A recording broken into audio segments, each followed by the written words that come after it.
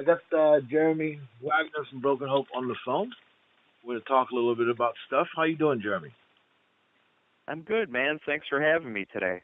Oh, my pleasure. How did you first get into music, and who turned you on to metal? Well, first got into music at a real young age, when I was just a kid, like in grade school. I grew up out in the country, like in central Wisconsin. I lived on a farm actually, and we didn't have much as far as like what people have now as far as entertainment. We didn't have cable TV, satellite TV, internet, of course, wasn't around then or anything. So we had a black and white television that got maybe 3 channels, and my parents had a record player and a stereo with a ton of albums. So it was actually a really good way to grow up because 2 things I did was I listened to a lot of vinyl as a little kid, and I read a lot of books too. I loved reading and writing stories even at a young age. So I would listen to my parents, like all their Beatles albums and Neil Young, Crosby, Stills and Nash, Pink Floyd, Bob Dylan, on and on and on. And so that's how I first got into music, and I really loved music, even as a little kid. And I think the Beatles were probably my favorite band, when I was like in early grade school. And then later, as I got older, like I got into, harder, heavier stuff. I really got into Pink Floyd, The Wall, when it came out. I was probably about 10 years old. And then a couple years later, man, I started discovering metal, like Judas Priest, Screaming for Vengeance came up. I was like, holy shit, this is great. And then the next thing I moved to the next nearest, what I guess you could call the big city from the country. And when I made that move, I just turned 13. I was becoming a teenager, and MTV was on, and that's the first time we had cable TV and stuff too, living in the city. And there were so many heavy metal videos at the time, so I started getting turned on to all kinds of heavy metal bands and buying metal magazines and everything. And then I'd say around 1984, 85, when I heard Metallica Ride the Lightning, that changed my life. That's what made me want to become, a metal guitar player. Like really made me want to be a guitarist. And then shortly after, I was seeking out the heaviest music I could all the time. I discovered Slayer, Hell Awaits, and then when Rain and Blood came out, that changed my life again, man. I wanted to play faster, more extreme music, and then, Rain and Blood evolved into my taste and love and passion for death metal, and that's where I've been ever since. I've been what I would call a death metal lifer. Death metal for life for me. It's my favorite genre. I just love writing super heavy music, really brutal music, and I love listening to really heavy music. So I still have very eclectic tastes. I'm still a guy who loves the Beatles and all kinds of music, jazz, classical, bluegrass, all kinds of stuff. But my favorite style to play, of course, is death metal as a guitar player. And it's I don't know, man. It's like in my DNA, I guess you could say. And were you ever involved in tape trading? And did you ever write to any of the people in the letters section in the back of magazines in the early days? Always, yeah. When Broken people, Hope formed. Oh, go ahead. Well, corresponding with people across the ocean and whatnot via the magazines that you read. Yeah, I did. When Broken Hope formed, around 1988, which is 29 years ago this year. We formed the band, and within a year, by like 89 or so, we started our recording our first demos and stuff. And I got some help from some great people who are really already immersed heavily in the underground. For example, the guys in Immolation were heavy-duty demo tape traders with their own Immolation demos. Oh, wow. And they turned being friends with Ross and Bob from Immolation, and they turned me on to all these fanzines around the world, that reviewed demo tapes. Like Ross gave me a list of all these fanzines and said, "Hey man, these guys are great. They'll review your demo. They love death metal." And you're talking about, fanzines in North America, Europe, Australia, South America, stuff like that. And then so between like lists from like people like Ross from Immolation gave me, there was also, you had magazines like if you remember Metal Forces magazine. Sure. They had demo reviews, but they also had people with like pen bangers, I think they called them, pen bangers, like headbangers, but they're pen pals. Right. And right. pen bangers would say, "Hey, my name's Ted, and I'm from London, and I'm into Bathory and Death and Possessed and Celtic Frost, and you can write me at this address." So I would send Broken Hope demos just to people that weren't even fanzines, but people that liked the same, like, death metal. Right. And what happened, man, that was the best thing I could have done, because when we started getting demo reviews and sending demos to people around the world, which, mind you, I worked a shitty job, and I would spend all my money on postage just to send demos out, Right. But you know what, bro? It really helped make Broken Hope's name known in the underground around the world. And by the time our second demo came out, we were getting more and more attention in the underground and that type of thing. And then by the time we signed our first, two things, all that underground tape trading and that visibility in the underground got some labels to notice us. So when we signed our first record deal, part of that was, I credit the underground and all that tape trading we did for that, to get us some recognition from labels. But when our first album, Swamp and Gore, came out, all those people for 2 or 3 years that I tape traded with and fanzines that reviewed our demos, they all picked up on the news that Broken Hope was going to release their first album. And when that album came out, Swamp and Gore, it did really well as far as sales back then. I think we sold the first pressing or the label 10,000 copies within a few months, and that was pretty big deal back then. To sell that many copies. Hell, it's a big deal now to sell that many copies. But yeah, you might be number one on Billboard nowadays with 10,000 copies. You would with that shit. Yeah, right. You're absolutely right.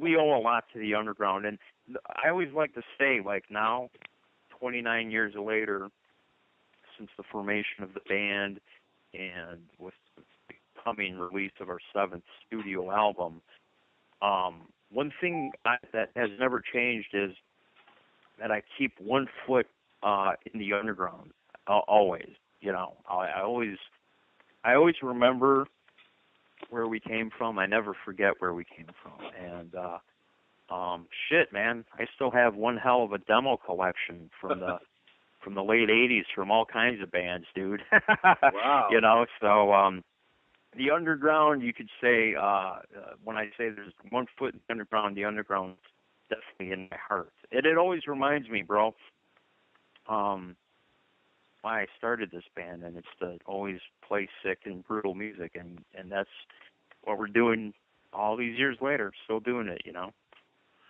Do you hear Broken Hope in newer bands like Oceano and Die Hard is Murder? Do you hear yourselves in the newer generations of death metal, brutal death metal bands? Well, yeah, a little bit.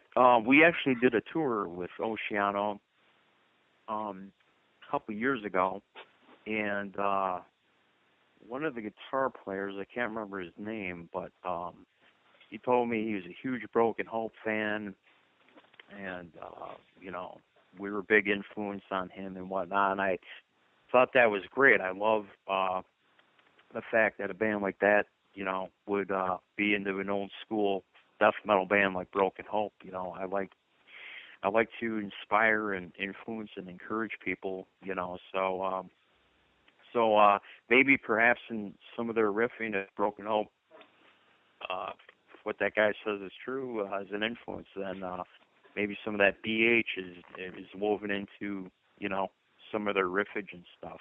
You know, it's funny. We've done a couple of festivals too, where there's like, I guess you would call them deathcore bands. You got it right. I think that's what Oceano is, and Die Hard is Murder. I think that's what they've been pigeonholed as. Yeah, deathcore. Yeah. You know, like if you know, that's what the people want to call, you know, put a tag on something. And what's funny is we've done these fests where there's a lot of what you would call deathcore bands, these newer bands, and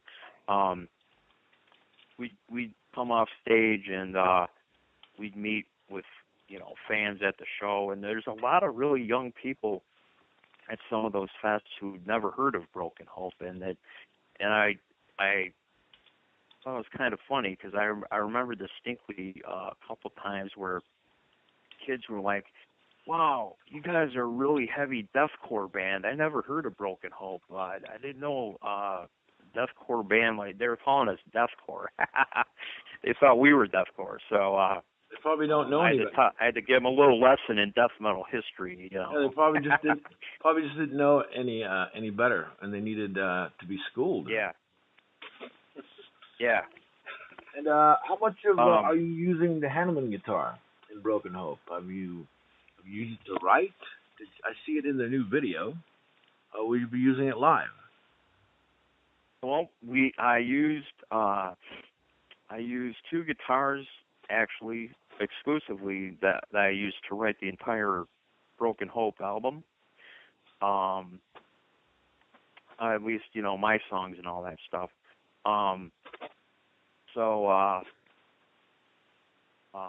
You know, it was a great experience. The guitars really, I don't know, maybe lit a fire under my ass, because I wrote all the music that I wrote for the album with these two guitars. Like, just it was like one song after another that came out of me like so easily. It was a really cool writing experience.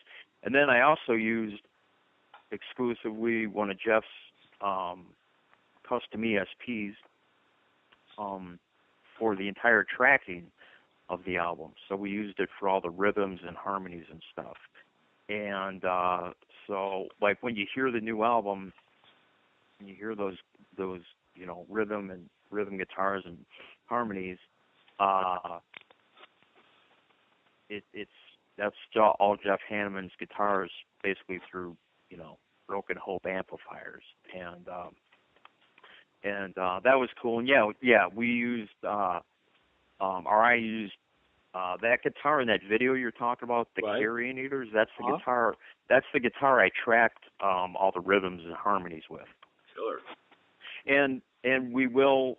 It depends on the show. Like if it's a festival or a tour, I might use one of those guitars from the Hanneman collection I have.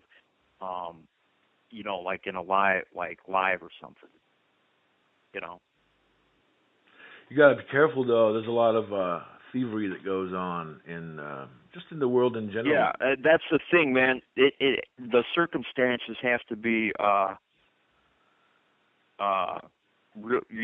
have to be special circumstances. You know what I mean? Absolutely. Yeah, because that's something you don't want to have laying around. No. People will steal anything that's not nailed down, regardless of whether it has any value or not. But that one clearly has a lot of value. Yeah. So the new video we just talked about is one of my faves off the new album. It's the Carrion Eaters, correct? Is that not how you pronounce it? Carrion. Yeah. Yep. The Carrion Eaters. Yep. How did you come to pick that particular song over the rest of the songs on the new album? Well, the Carrion Eaters is a really special song to us because it's honestly one of the first songs that Damian Leskey wrote for Broken Hope as a guitar player.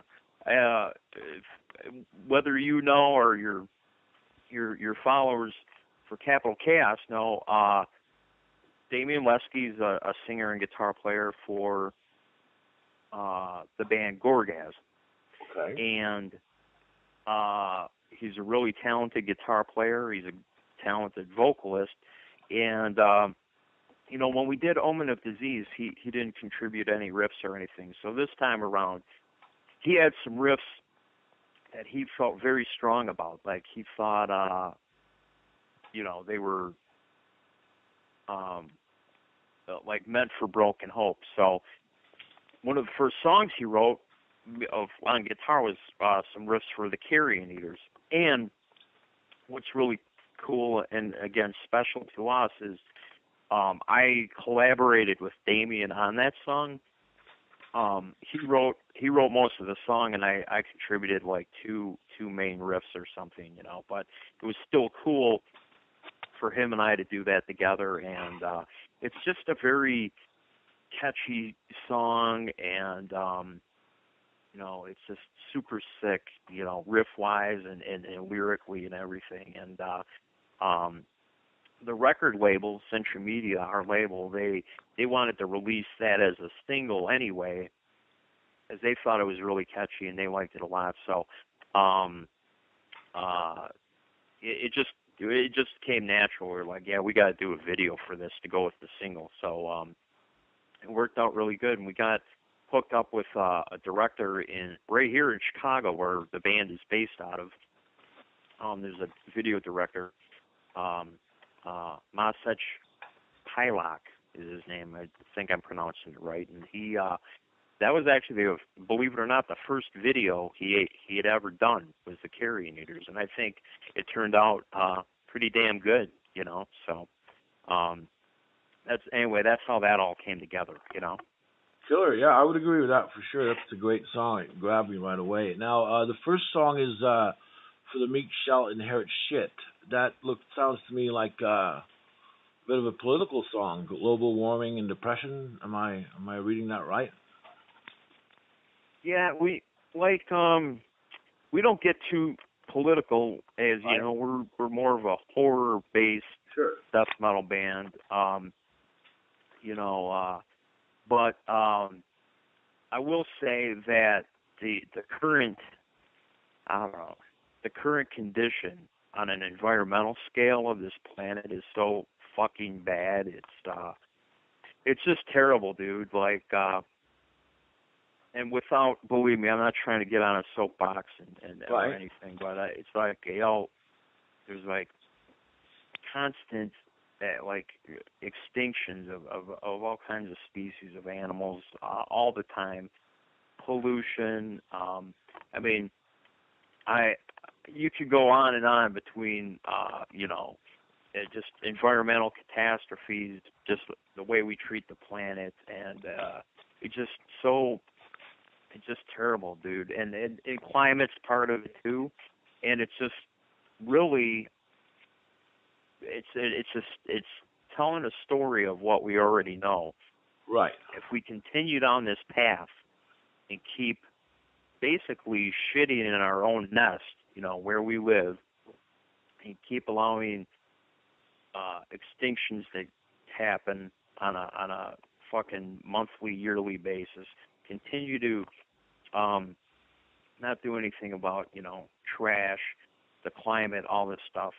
Future generations will inherit shit. This planet will, resources, everything, man. I mean, it's like, maybe I sound like a hippie from the 1960s, or the great Barney Greenway of Napalm Death. They could really hammer a message like what I'm saying home really, really well. You know what I mean? And it's just something that, dude, I really care about this planet, and I do care about you come from a farming background, future right? generations, Yeah, that too, right. You come from a farming background, that's, so you're definitely, you're used to animals, and those animals, need to feed on, the land that you. I've never lived on a farm, so I would imagine that farmers and environmentalists probably have a lot in common because they're actually out in it as opposed to someone who lives in the concrete jungle. Right. Yeah, I think you have a, sort of maybe I have a greater appreciation for the natural environment because I actually grew up in a natural environment. All those years being on a farm and around that same time I lived on a farm and then went, for a few years from a farm to actually living in a house like in the woods, right next to like a national park. It was all forest, and that was before I moved to quote unquote the big city. So yeah. So I think you're right, man. I think that my early development as a child, being out in nature, dude, really ingrained itself in me. So you might be right. That's probably a big part of my love and passion for the natural environment. Do you guys ever perform Borovoy's Demise, or any chance of doing any re-recording of Borovoy's Demise? I know it's just a little. No, we're not. We re-recorded, a couple Swamp and Gore songs that we used as bonus tracks for to celebrate the 25th anniversary of Swamp and Gore, and we put that on the new album as a tribute bonus track type of thing. But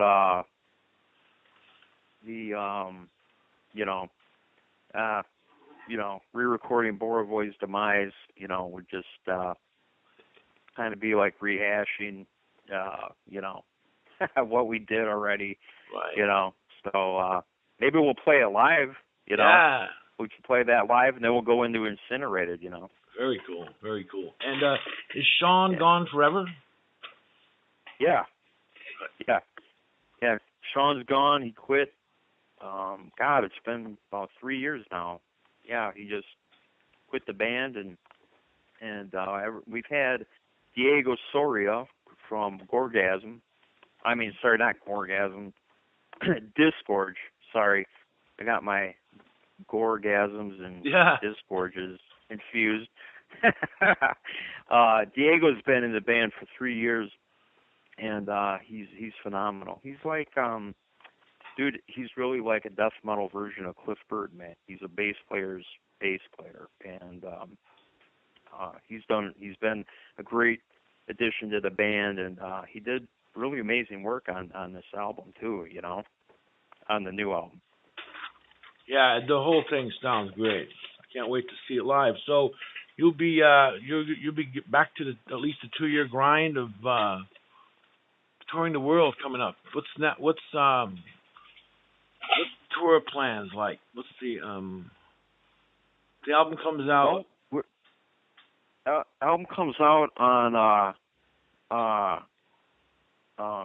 June 25th, and then we're going to do a European tour in September, and then we're going to do some North American dates that are being put together now, and And then after that, we're going back to Europe.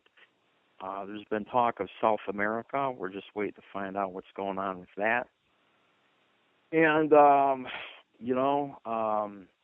I just look forward to going back to cities and in countries we haven't been to in a while. So, to your point, that's the plan. At least, I don't know if it'll be a 2-year grind, but for the next year, for sure, we'll be, staying busy and, revisiting everything. And it's great going out armed with a new album and everything makes things even more exciting. And one thing we're working on too is with the upcoming tours and all that stuff, we're really trying to make a more varied set list.